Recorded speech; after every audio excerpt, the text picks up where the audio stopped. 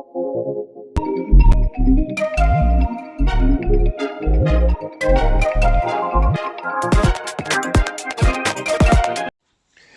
अरसा से ये बात बड़े ज़ोर शोर के साथ चल रही है कि क्या नई यूनिवर्सिटियां बनानी चाहिए या नहीं बनानी चाहिए। कितनी यूनिवर्सिटियां हैं जो ओकाड़ा यूनिवर्सिटी की तरह नई तो ज़रूर हैं लेकिन कामयाबी के झंडे गाड़ चुकी हैं, और कितनी यूनिवर्सिटियां ऐसी हैं नई बनने वाली यूनिवर्सिटियों में जो गुरु नानक यूनिवर्सिटी ननकाना साहब की तरह सुस्त रवि का शिकार हैं, या फिर कमालिया में बनने वाली यूनिवर्सिटी ऑफ कमालिया कामयाब हो सकेगी। माजी में मियांवाली में बनने वाली यूनिवर्सिटी हनूज अपनी नाकामी की दास्तान बनी हुई है। क्या बकर यूनिवर्सिटी अपने होने के एहसास को उजागर कर सकेगी?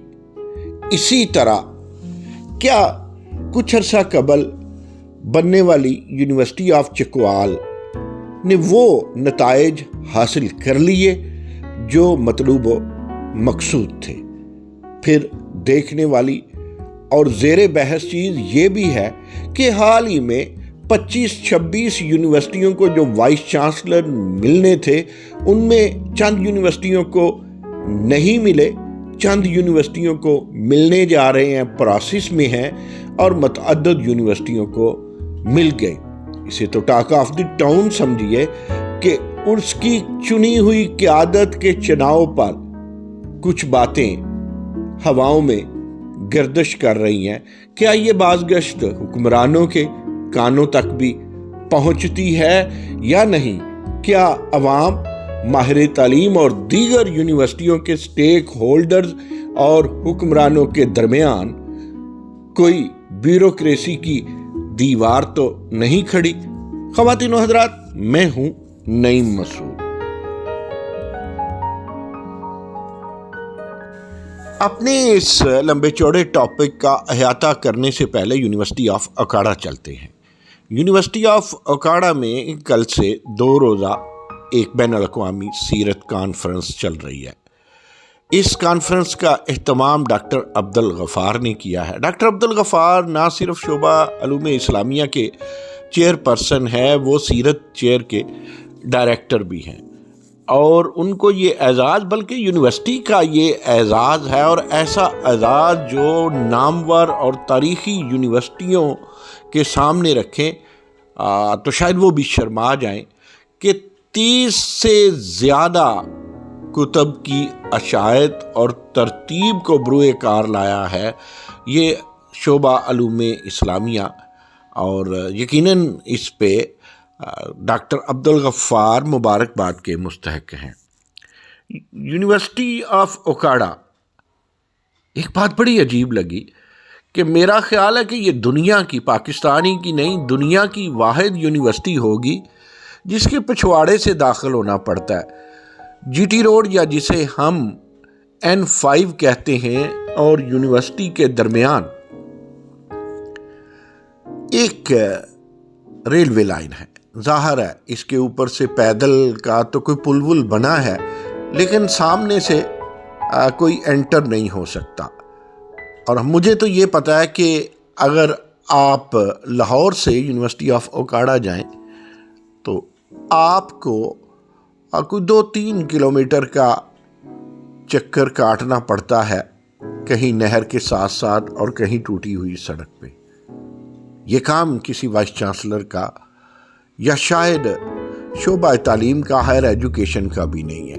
ये काम मकामी सियासी क़यादत का है कि जब पूरे पाकिस्तान में बेशुमार पुल बन रहे हैं, जहाँ नहीं भी चाहिए वहाँ भी पुल बन रहे हैं, तो यूनिवर्सिटी ऑफ ओकाड़ा के जो असल स्टेक होल्डर्स ओकाड़ा के लोग हैं, उन्होंने ये मुतालबा हुकूमतों के सामने, जो कई आई और कई गई, या अपने कायदीन के सामने क्यों नहीं रखा? ये एक बहरहाल काबिल गौर बात है। جیسا کہ میں نے آغاز ہی میں کہا کہ یونیورسٹی آف اوکاڑا نوخیز صحیح، کم عمر صحیح، لیکن اس کی بلڈنگ، اس میں جو چلنے والے پروگرامز ہیں وہ بڑی بڑی یونیورسٹیوں کے سامنے آئینے کی طرح پڑے ہیں۔ آپ اسے کامیاب ترین آغاز کہہ سکتے ہیں۔ جب یہ باتیں ذہن میں آئیں تو ہمیں اس کے تاریخی پس منظر میں جانا پڑے گا۔ پروفیسر ڈاکٹر زکریا ذاکر ان وائس چانسلرز میں ہیں جنہوں نے اس یونیورسٹی کو دوام بخشا، اور اس کی ترقی میں ان کا ایک اہم کردار ہے جو اوکاڑا یونیورسٹی کی تاریخ پر ہمیشہ گولڈن حروف میں لکھا رہے گا۔ یہ سنہری حروف کبھی ختم نہیں ہوتے۔ تاریخ یہ درج کرتی رہتی ہے بشرطے کہ ہر آنے والی لیڈرشپ اس پر کام کرے۔ حال ہی میں وہاں پر پروفیسر ڈاکٹر انجینئر سجاد مبین صاحب، جن کا ماضی میں UET سے تعلق ہے، انہوں نے بطور وائس چانسلر چارج سنبھالا ہے۔ پہلے ایک مایا ناز سوشل انجینئر جامعہ اوکاڑا کی قیادت تھے، اور اب ایک مایا ناز civil engineer university of Okara کی نکیل اقتدار سنبھالے ہوئے ہیں۔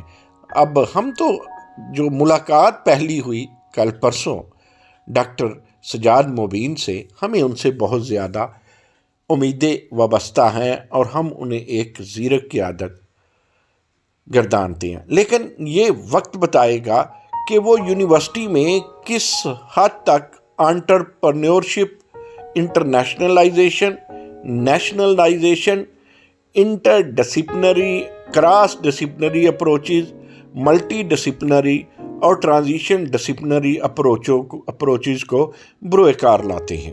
دیکھنا یہ بھی ہے کہ وہ کس قدر مارکیٹنگ کرتے ہیں، اور ان کے لیے ایک چیلنج یہ بھی ہے کہ ہر یونیورسٹی کی طرح اس یونیورسٹی میں بھی اساتذہ کے درمیان ایک سیاست کا بازار گرم رہتا ہے، تو وہ کس طرح ان سے سیاست چھوڑا کے انہیں ریسرچ کی لائن پر لگاتے ہیں۔ ہمیں پوری امید ہے کہ اس ابھرتی ہوئی شاندار یونیورسٹی کو ڈاکٹر سجاد مبین بڑی احتیاط کے ساتھ کمرشلائزیشن اور انڈسٹریل لنک کی طرف بھی لے جائیں گے، اور یہ بھی توقع ہے کہ کنسورشیم ڈیولپمنٹ میں وہ اس یونیورسٹی کو ڈال کے اس کی مستقبل کی تاریخ کو مزید تابندہ کرنے کی کوشش کو ضرور بروئے کار لائیں گے۔ ہم کل وہاں موجود تھے اور ہم نے ایک عرض کی تھی کہ دیکھیے، ہر یونیورسٹی اگر اپنے ایکٹ کو پڑھے، بالخصوص اگر اساتذہ اپنے ایکٹ کو پڑھے، تو بہت سارے وسوسے پیدا ہی نہ ہوں، اور ہم نے اس بات پہ زور دیا کہ وائس چانسلرز کو بھی چاہیے کہ تحقیق کے لیے یا تحقیقی مقالے پڑھنے کے لیے وہ ملک میں پڑھے جائیں یا بیرون ملک، اپنے اساتذہ کو فیسیلیٹیٹ کرنا چاہیے، اور اساتذہ کو بھی اپنا وقت انٹر ڈپارٹمنٹل جنگوں میں نہیں بلکہ تحقیقی کاموں میں گزارنے کی اشد ضرورت ہے۔ اگر آپ اپنے سٹاف کو بزی رکھتے ہیں تو کوئی سازشی عناصر جنم ہی نہیں لے پاتے۔ ہم نے پروفیسرز کو بیجا وائس چانسلر آفس کے خلاف پروپیگنڈے بھی کرتے دیکھا ہے، اور شاید یہ صرف پاکستان ہی میں ہے۔ اگر یہ نہ ہوتا تو آج ہماری یونیورسٹیاں بھی پالیسی بنا رہی ہوتی اور ہم بھی بہت سارے نوبل لاریٹ کو جنم دے چکے ہوتے۔